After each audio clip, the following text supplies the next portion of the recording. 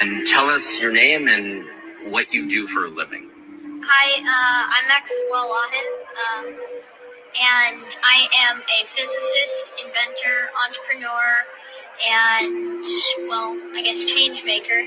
I'm 13, and I feel like I can change the world, and I've already started my positive impact on it. What have you done? How have you changed the world so far? So aside from inventing a whole bunch of different stuff that probably won't matter now, but my most recent thing, which has gotten me a little bit of attention online, is my energy device, where I extract electromagnetic energy from everything around us and convert it into electrical energy. In other words, a stream of unlimited energy. So, you know. So, do you think you can solve our energy crisis here on planet Earth? I believe I will, and I believe I already have solved the main problem. Now it's just a matter of, getting this out there. And what do you need to be able to get this out there? You just need somebody to watch this video and say, here's some money, or what do you need? Well, all I can think of really is support, Throughout history, people like me have been prosecuted and killed, murdered, and a lot of other very horrible things. And if I have support from a lot of people, I don't think that that will happen in our modern day and age. We're a little bit too civilized for that. So all I'm saying is that if you think the world should be a better place too, then, support. Okay, so we started off by talking about my book, E equals MC squared, and the new definition of God, and you told me that you had already come to the same conclusion 3 years ago, and that my book was a dumbed-down version of your theory, which I think it's clearly the case. What is God? We're in the United Nations building. Yeah, and people walking around down in the basement here. Go ahead. What is God? Okay, so a lot of people think God is, quite in the biblical sense, a guy sitting up on a cloud who controls the universe, frankly, and has created all life. But my definition of God is not like that. I don't believe God is a person or entity. God is just another form of energy. Well, actually is energy. Himself, well, not even himself, itself. For the fact that if you look at the Bible and other really, awesome but extremely vague and unreliable sources in religion that, hold these sources that we find and facts that we find, or so-called facts that we find, and really a lot of people think it's just about faith. But if you relate the Bible to quantum physics and apply most of the laws actually in less of a figurative sense, but more of a literal sense, and replace it with things like the universe, you'll eventually find out that it explains in-depth quantum physics and astrophysics, experiments and theories. Well, maybe not theories, because maybe now they're proven. Who knows? Maybe the Bible isn't a story of something that happened on Earth, but maybe a story of how our universe began. For the fact that, honestly, I don't really buy into the literal biblical sense. Like, God is literally a guy who looks like us, who sits up in an alternate realm that's in our clouds and, watches over all of us. But I guess you could say that he's an energy form that created all, is all, and he's everywhere and nowhere at the same time. God, or energy, lives within us, through us, and is us, frankly. So you said God is the energy that is in us, created us, and is us. Is that your definition? Yeah. I don't want to put words in your mouth. Sort of, yeah. God is energy. That's my thing. And I mean, you look at dimensional theory, and eventually we have, a singularity at the beginning of the universe that is energy. And then, eventually that begins to slow down in vibration due to entropy or some other law of that sort. And then, first you get photonic light, and then that slows down, and then we get matter, and then that slows down. And then who else knows what comes next? We have gravity, and then we have time, all coming in at one sense. I mean, does that sound like an origin story to you? It kind of does a little bit to me, but, maybe that's just a coincidence. Maybe these philosophers or unreliable monks, we call them, that lived up in the mountains and wrote this weird book that doesn't have any factual evidence behind it. Maybe they were quantum physicists ahead of their time, and maybe they're just trying to tell people, who lived a crazy long time ago, that there is an entire new quantum world out there. But, education wasn't too good back then, so I guess they had to simplify intense quantum physics to something that a 5-year-old could understand. That's the Bible, right? So you're saying people who believe in the Bible as written, as the Bible conventionally, are kind of like 5-year-olds? Well, 500 years ago? No, sorry, 1,000 years ago, probably. But, more of like, I'm saying, maybe in the sense of not really, like, I honestly don't want to insult anybody at all.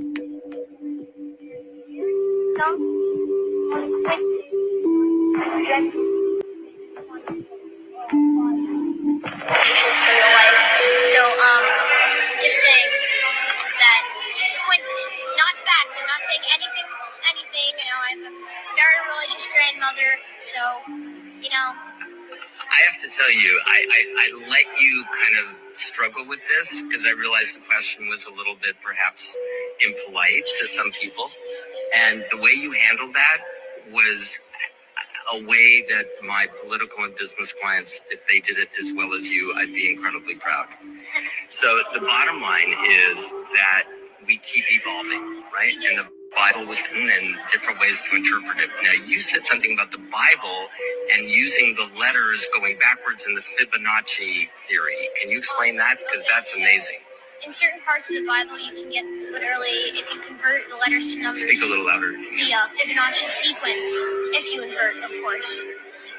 But in certain important parts of the book, you'll take certain parts out and you'll get numbers, which seem random, but they're actually frequencies of resonance that line up with what's called the Fibonacci spiral. And the Fibonacci spiral is kind of weird for the fact that it's called literally God's thumbprint. Which is a little bit weird, considering that we have spiral galaxies, spirals in our thumbs, spirals in our ears.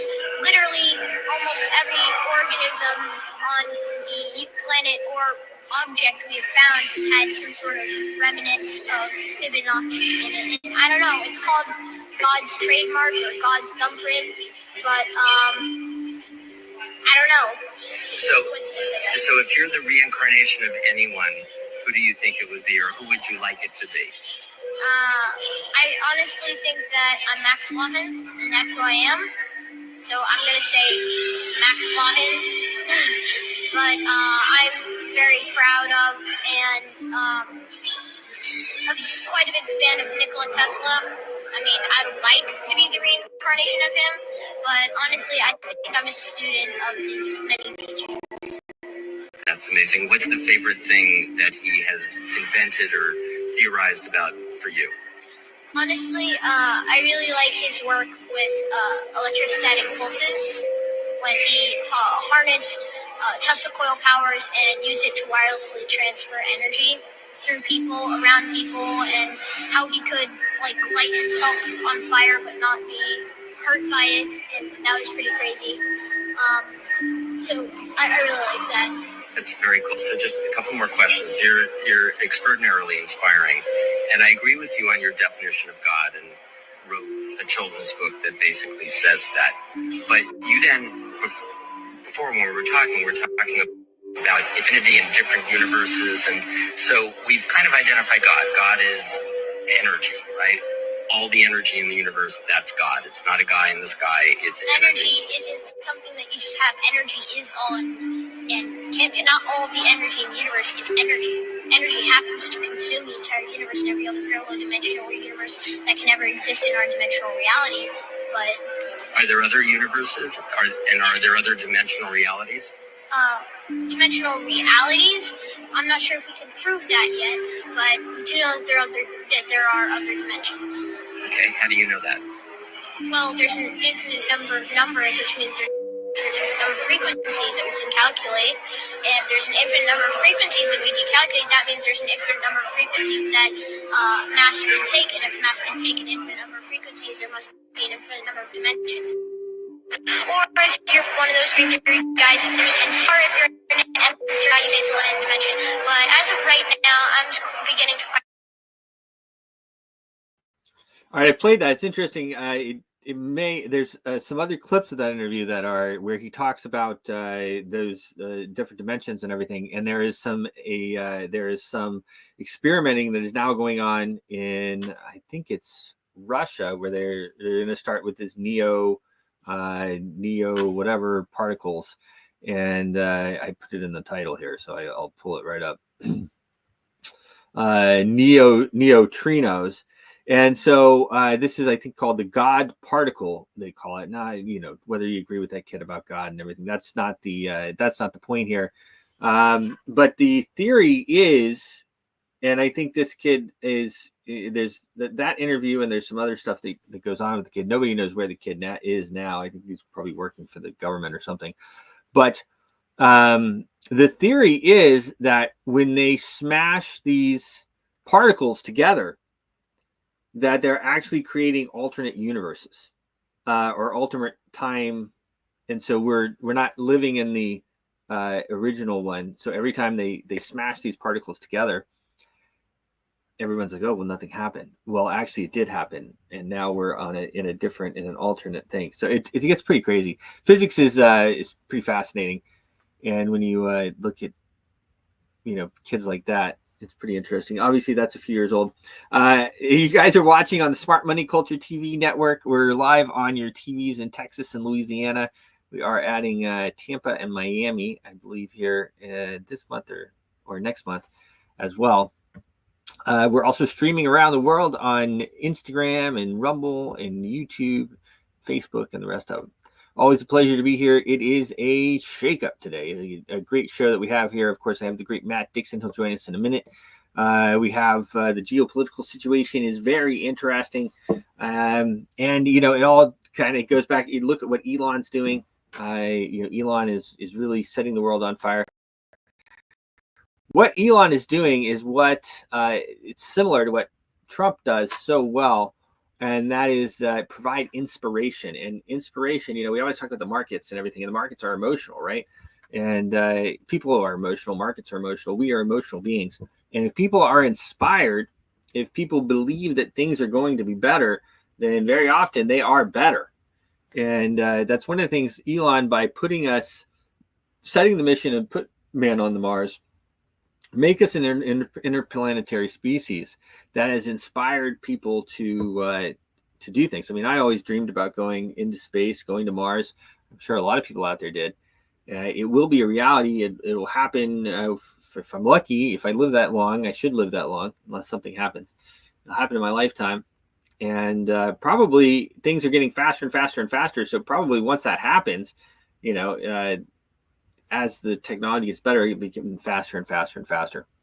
The title of today's show, Charting Chaos, AI, Bitcoin, Neutrinos, and the Geopolitical Shifts in Real Time on the Impact Money Show. 18 days until the U.S. election.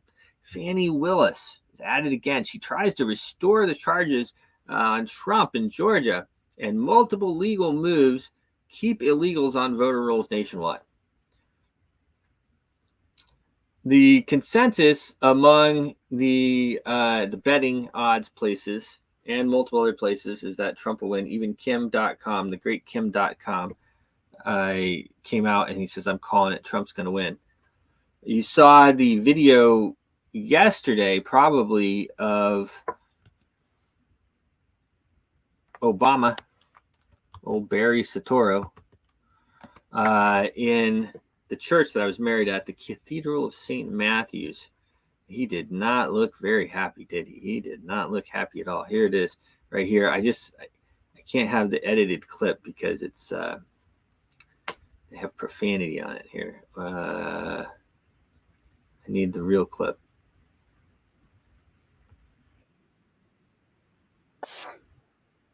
Here it is. All right, let me share this, prop this up. If you just read the body language on this, it kind of tells a story here. This is yesterday at the Cathedral of St. Matthew, the Apostle. Beautiful church. My wife and I were married in there. Very, very wonderful place. Talked to her last night. Life is full of challenges. I said, what we used to always say is, one day we'll look back and we wonder how we did it all. I said, I think I'm there, babe. Anyway, here's this is a very short clip. Watch the body language here.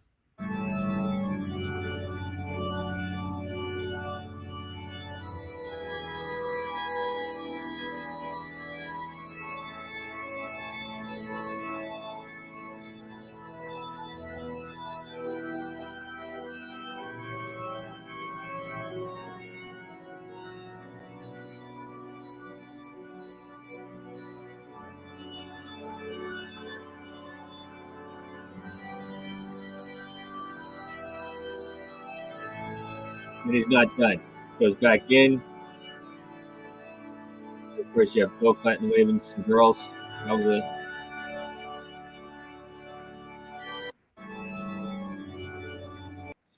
Anyway, Obama has long been thought to actually be running the show. Fairly interestingly, he never left Washington, D.C. He's the first president in the history of, the 200 and something year history of the United States who has not left Washington, D.C., the District of Columbia, after he left office, the first one ever. And as a matter of fact, you can't even drive in front of his house. Basically, he has a mansion there in D.C. and all the block is completely off. They got Secret Service everywhere.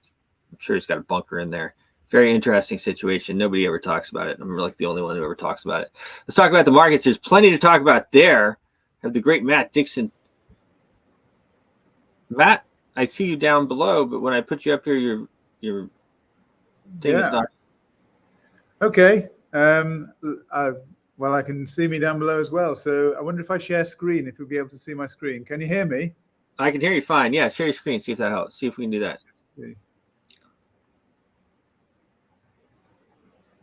I told everybody yesterday, I don't know if you probably didn't watch the show or you played the recording, but I have been, my trading has vastly improved this year as we've been doing the show. Yeah. Can you see my screen? Yes, I can. Good. Yeah, well, that's what it's all about. Hopefully a bit of education. I mean, I've been around trading for 40 years now, believe it or not. So hopefully I can pass on a few things. And someone was asking me, in fact, a lot of people ask me to teach them how to trade. Yeah. And it's quite interesting. Obviously, there are a number of things that you can learn, theoretical things that you can learn, indicators, etc. But a lot of it also comes down to the psychology of the trader. So there's a big part based in psychology. Yes. It's not just about learning a particular technique. And so a bit like athletics, really, you can be, you've got potentials. Everyone has got a certain potential to reach a certain standard.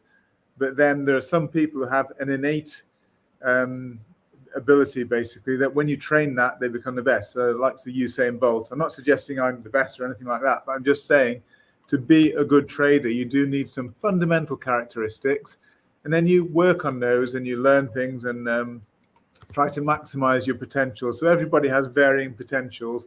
Some people probably would never make a trader, but I think most people can make, can learn even psychological techniques. There's ways to learn about managing fear and greed, and they're the big things, psychological things that we have to deal with. We looked at the fear and greed index. I think I left it on a recording yesterday, possibly. And that's quite interesting. When people are more greedy, when there's extreme greed, clearly everyone's thinking the market's going up. They're all buying into the market. But the situation is that when everyone's already bought in, there's only really one way to go, is when sellers enter the market and it reverses. So we're still not at any extreme level. I think we were 73 on the fear and greed index yesterday, which is a relatively high greed reading. It's just dipped a little bit to 71. It's amazing how transient people are with their particular attitudes at the time and the levels of fear and greed.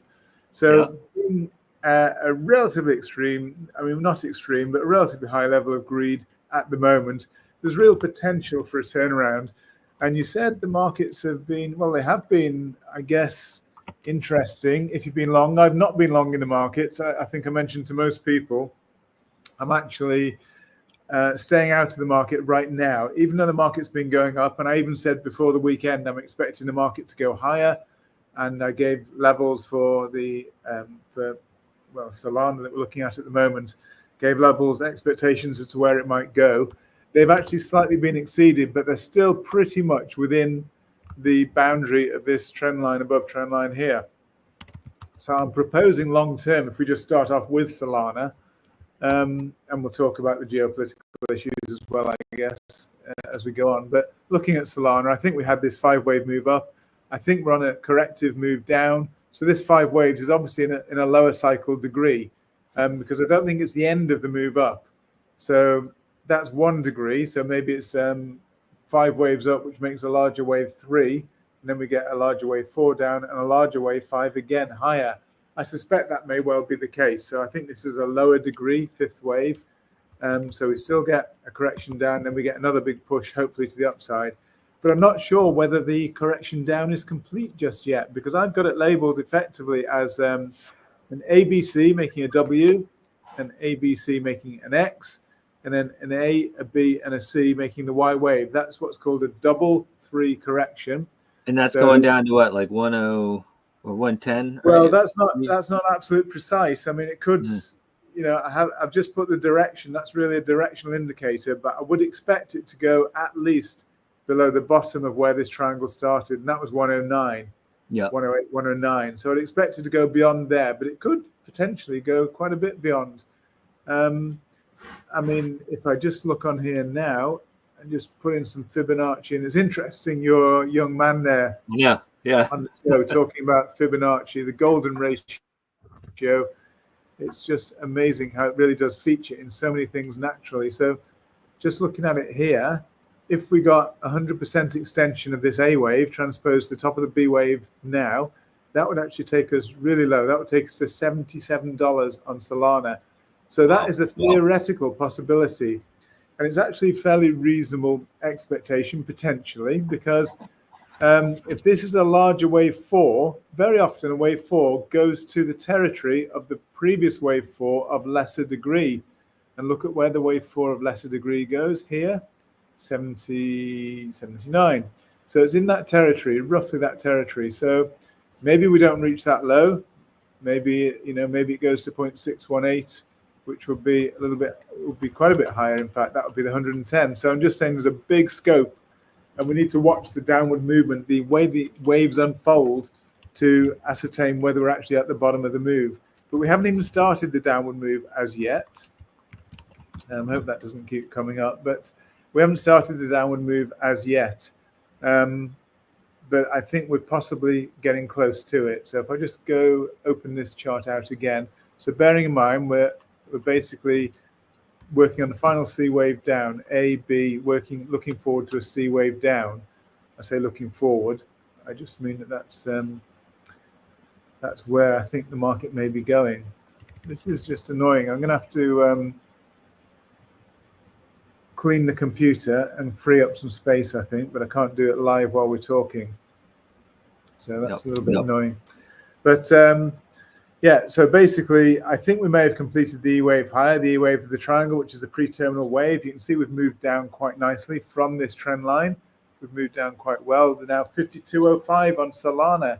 So it's really begun the potential move down. I would expect this, if it is an E wave, if it is a break from an E wave into a terminal wave down, I would expect it to actually accelerate. So we've got a bit of data out today. I'll just flip over to where some of the data they're put on out on X. Yeah, that is very frustrating. But anyway, here we are, some of the data on X. So we've got a European interest rate decision. Now I said to talk about fundamentals a little bit. So Europe is now, inflation is under target. It came out 1.7%. As you know, the target's 2%. They're expecting 1.8, so it came out lower than expected. So they've got an interest rate decision today, and it's likely interest rates will fall today. So that's why we've been seeing the US dollar rising. But it's really interesting when you think about it. Normally with a rising US dollar, you expect that to have a negative impact on risk assets, cryptocurrencies, and so on. We've not seen that this time round. And the reason being, I think, is that the reason for the dollar, the rise in the dollar at the moment, has not been especially overheating US economy or anything of that sort. It's because the dollar is measured comparatively here. With the dollar index, it's a basket of currencies. We can see they're lowering rates in Europe. They're going to lower rates again in the UK because UK inflation is right down, growth is down. So all of these economies, they're lowering rates, whereas the US at the moment are, the rate is much higher compared with them. So that's why the US dollar is where people want to park their money to get higher rates of return. And the only other place we're seeing really elevated inflation is Japan. And as we know, Japan, against the backdrop of all the other countries and economies that are actually lowering rates, Japan, the last move they made was to raise rates. So the Japanese yen is likely to be a beneficiary also. So the Japanese yen and the US dollar are currently being beneficiaries, but not really out of strength of their economies, but a lot of it is relative. So just quite an interesting bit of information there, which is telling us why the dollar is strengthening and why it's probably not hurting risk assets at the moment. So we can see here, we've also got jobless claims today, which are expected to stay stable out of the US. So again, the economy is pretty robust, pretty stable. And what else have we got? There's no major, massively important information, but we've got industrial production, which is actually expected to fall from 0.8% to minus 0.2%. So the economy may be beginning to soften just a little bit in the US. So we need to keep an eye on that. So I'll just go back. We can see that. And so inflation is down in Europe. That was the 1.7%. I mean, bear in mind in US we're still way above target, so the US still need to do something. They need to keep high interest rates at the moment to get us nearer to that target of 2%. But the European inflation rate is 1.7%, so it's way below the target, and so the Europeans can afford to.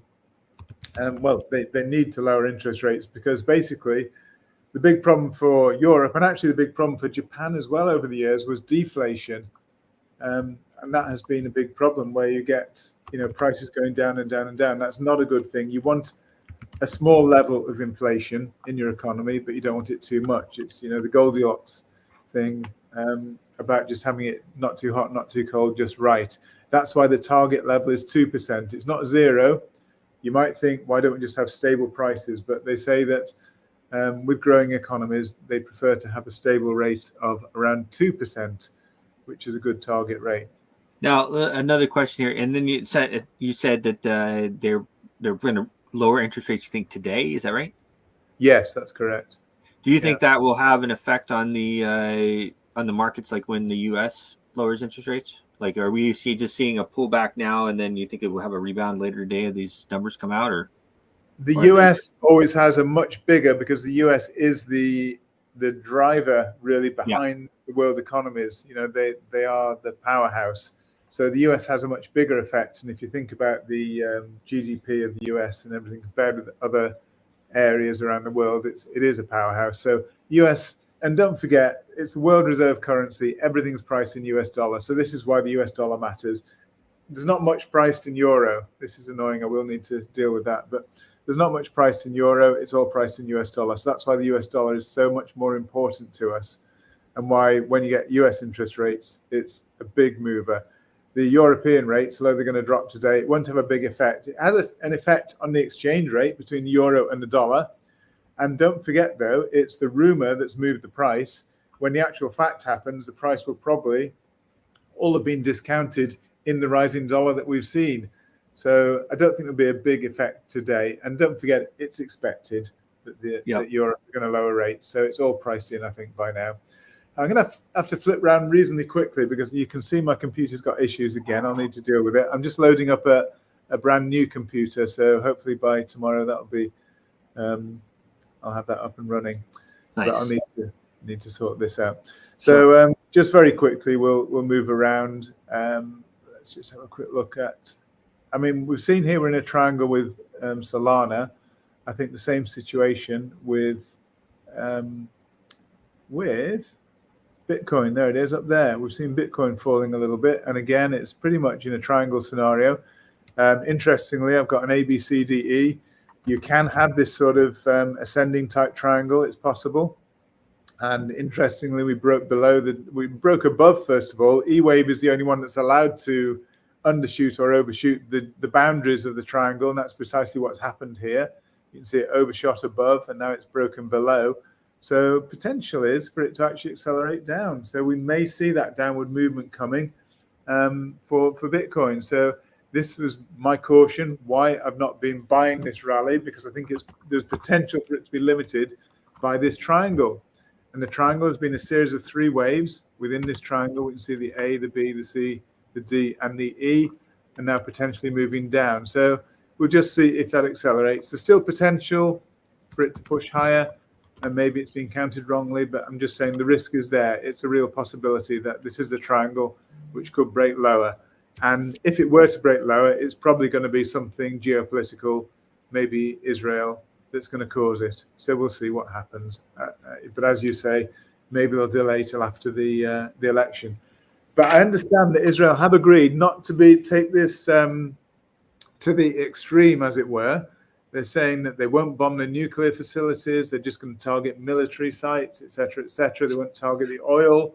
So maybe that is the word they put out, and it did seem to have an effect on the market. But then I don't know if you noticed in the news.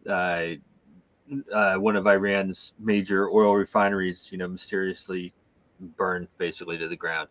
So I think probably it's still doing their stuff. They're very good at talking. Yeah, I mean, Iran is less and less important on the world scene at the moment on the oil production side, because obviously they've had the sanctions against them. They do supply a lot to China still, but they've got a limited effect, much less than they used to have. And interestingly, we can see the oil moving down here quite dramatically. 70.27 right now, and it peaked much higher than that. It's been way, way higher. Obviously, it's $130 at the peak of the Ukraine-Russia crisis confrontation. So it's now half that level about. So, at the moment, with economies slowing, we can see Europe slowing. US is probably beginning to slow. UK is certainly slowing. So we're seeing less and less demand for oil. So, and then even so, despite that, I understand Saudi are still potentially looking at boosting oil production. So there's lots of reasons right now why oil is falling. And if we get less of a response from Israel, that'll be yet another reason. So oil is not that bullish short term. Gold, though, wherever it's gone, as yet again all-time high. Look at that, brand new all-time high again. Absolutely amazing. And absolutely really like our expectations. Everything you've been saying over the past year is being fulfilled here. It's fantastic.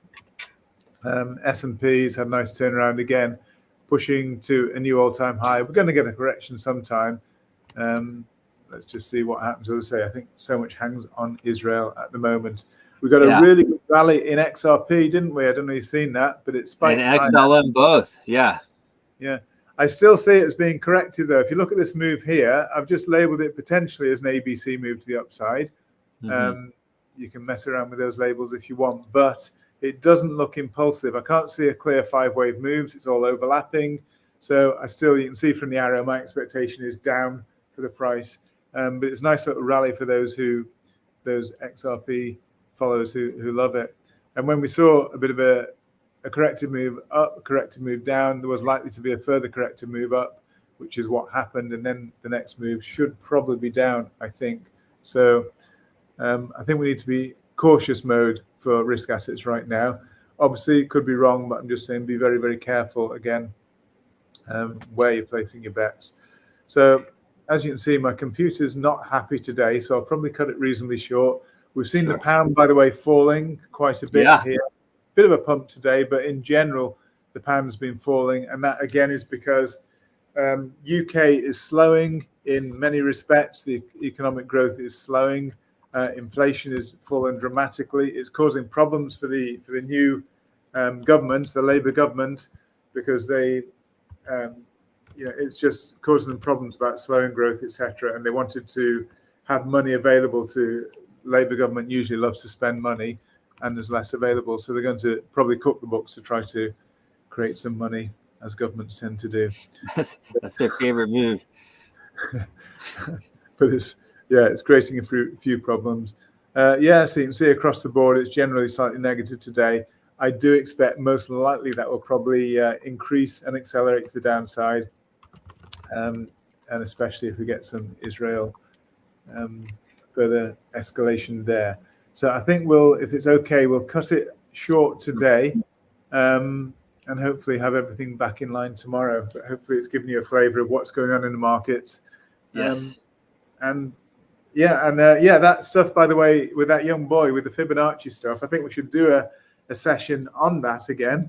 Actually looking into it. It's quite interesting because I'm very interested in that kind of stuff. I know about the God particle. The God particle is actually the Higgs boson particle. Okay. And it's one that the mass of all other particles they wouldn't have mass. It's actually responsible for the mass of all other fundamental particles. So that's why it's called the God particle, because nothing would exist without it. It's a very, very heavy particle. I don't know offhand, but it's something like 100 times the weight of a proton. So it's a very, very heavy, but it's very, very, very short lifespan. So it's created in these accelerators like the CERN accelerator, but it disappears immediately. So they've never been able to observe it directly.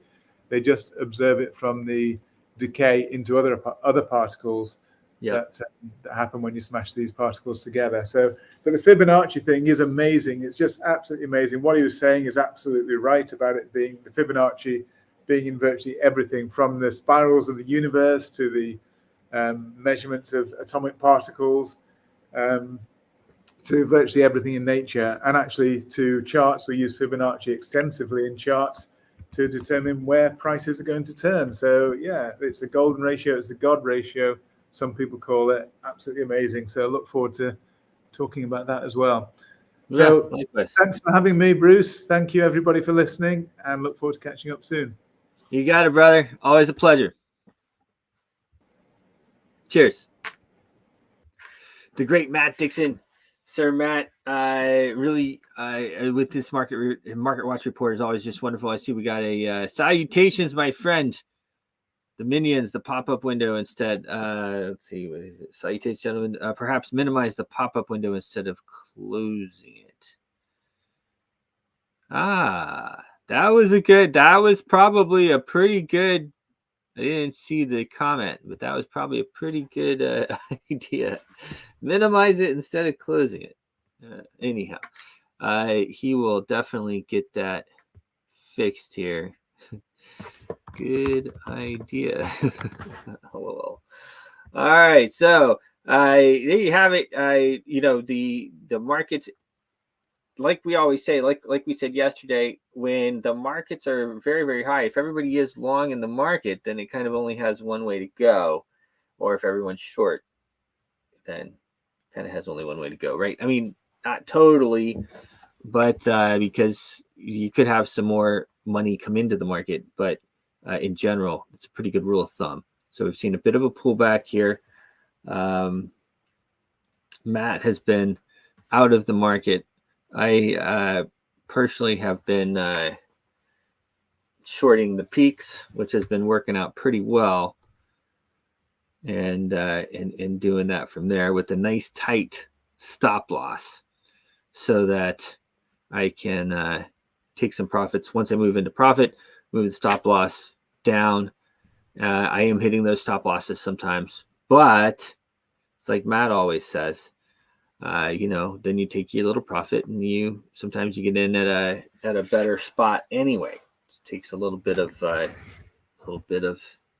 patience, and then you move on from there. So first rule of thumb is to not lose your money when trading, and the second rule is to make money. That's the way it works. So I'm going to talk a little bit more about the let's see here, the election. I'm going to talk some more about the election. We had Fani Willis. She's at it again. The fact that Fani is still doing stuff is crazy. I mean, this woman should be in jail. She should be in jail. Fani Willis. Fani. I would play the song, but I think they have bad words in the song.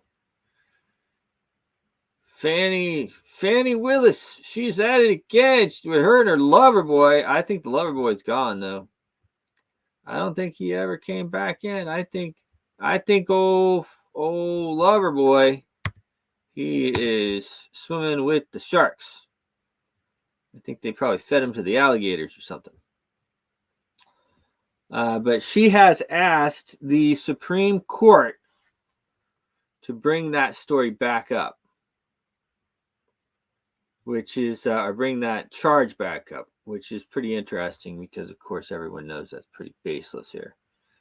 Fani Willis continues her witch hunt against President Trump and the alternate electors as she seeks to reinstate 6 criminal charges in the Georgia Court of Appeals.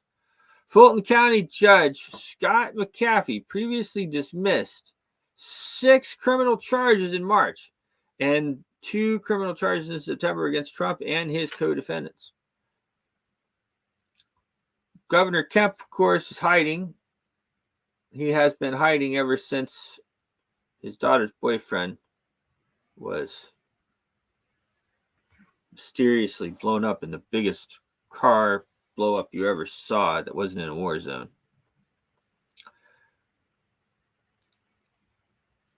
Why have they not intervened to stop this witch hunt? The Attorney General's office has the authority to step in and take over the case for Fulton County. When the county district attorney, Fani Willis, is disqualified from the case, or when they clearly, without justification, fail to act. More proof that the Democrats and Republicans are working together to stop President Trump. And it's all a lie that Governor Kemp is working to help elect Donald J. Trump. Well, we all know that. We all know that. It seems that Fani Willis is big mad that U.S. Marshals were able to track down Nathan Wade. Oh, they did find him. And he was subpoenaed to testify and appear in front of the House Judiciary Committee yesterday. Legal warfare, weaponized government needs to end. That's the truth. That stuff needs to end. We also have multiple judges, illegal voter rolls. We have multiple judges in multiple states that are stopping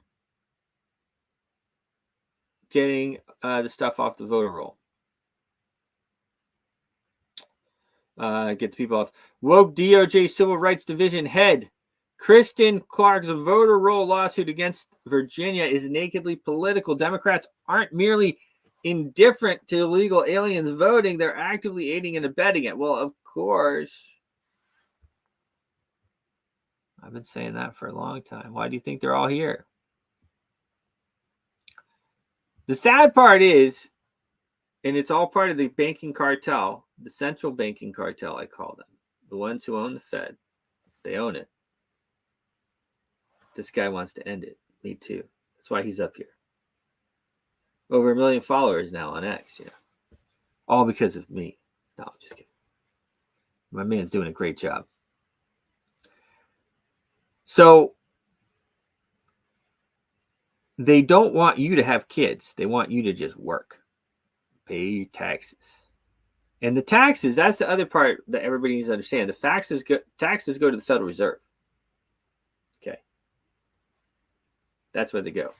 The Fed just prints the money that Congress tells them that they need, or the president. That's the way it works. The taxes don't go to fund government stuff anymore. Might have been how it used to work. Doesn't work that way anymore. Taxes come in. They go to those guys. They go to the cartel who own the country at this point. Now, we can stop that by ending the Federal Reserve and the Fed. It's not going to be easy. We have legislation from my man right here pushing for it. Of course, Ron Paul was one of the first guys to really alert in modern day time. Ron Paul, the great Ron Paul, and the Fed. We have a situation where we have no control. We have zero control over our elected representatives because we don't pay their salary. And I would argue with the magic electronic voting machines, we don't really elect them either. So they have to be beholden to these guys, or else they can't get elected. I played the video yesterday of the guy testifying under oath how he coded the machines to rig the election. Said it's very easy to do. And that was in 2006. So you can imagine how much better that they've gotten at it. It's like that whole weather stuff. But they tell you and your kids, if you end up having any, to go and get a job and work your whole life. You're supposed to work until you're like, 67 years old? And then the average lifespan is 78 years old. Now, and I'm not talking about work like what I do. I'm talking about like slaving away for the man, going to the job every day, spending 40 hours at work, 40 hours a week at work. Plus you're driving back and forth. It's more like 50 hours. Away from your family, away from all your loved ones.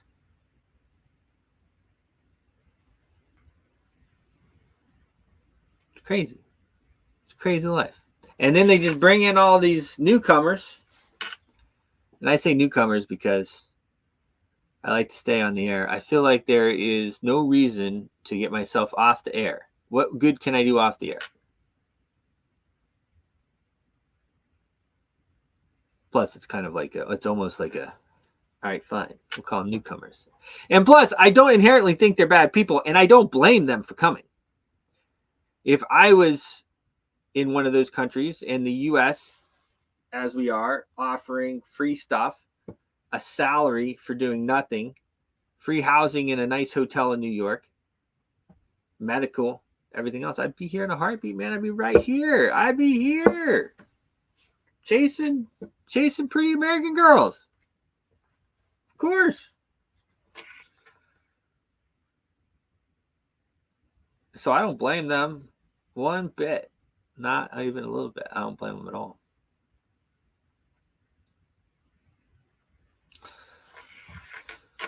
So, but there are multiple different cases. So that's Virginia. Virginia used to be Republican, and we do have a Republican governor. After Governor Glenn Youngkin's administration identified 6,300, that's 6,300 non-citizens who were registered to vote, already registered.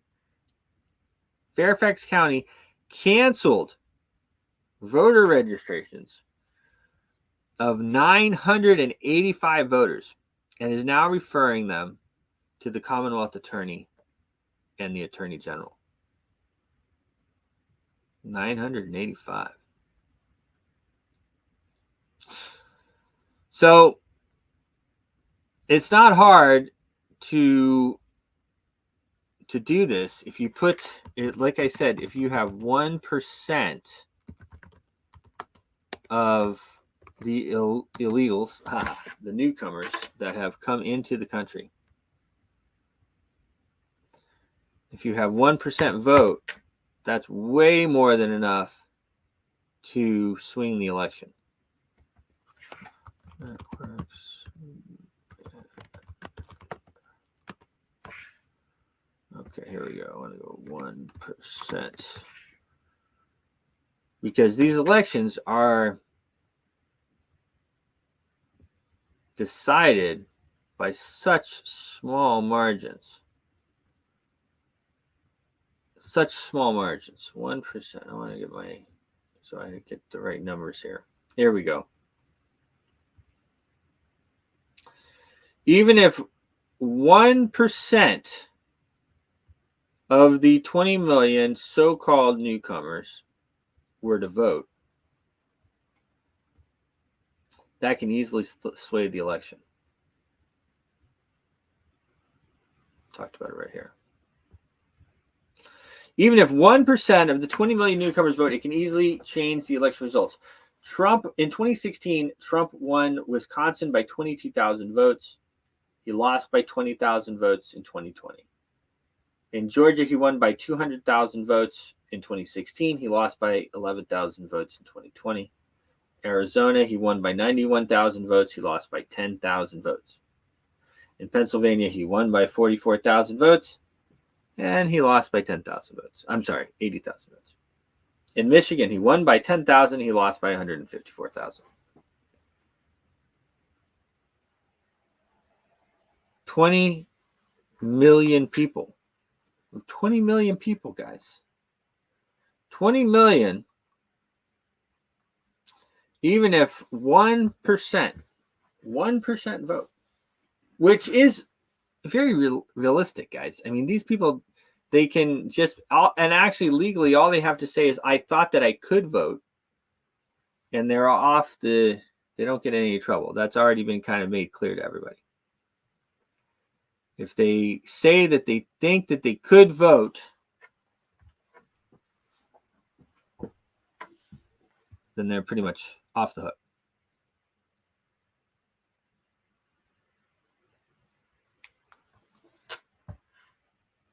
There you go.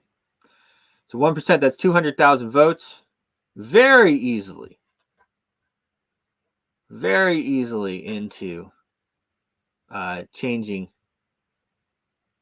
the numbers here. Very, very easily changing these numbers. Now, that being said, Trump should win by a long shot. We are hoping for that. We're pushing for that. Praying for that. The mighty Trumpster for the win. All right. It's a little bit of a shorter show today, but I've talked about everything really that I want to cover. And I think I'm going to leave you guys with that. It's always a pleasure to do the show. Love you guys. I'll be working away. You can reach out to me on X or any of these other great platforms. Cheers. Your voice is powerful. When combined with social engagement, it's a force for change. Decentralized media paired with free speech is the catalyst for an empowered world and a unified, invaluable ecosystem. Join Global Boost, become a champion of free speech, and help to reshape the future of media.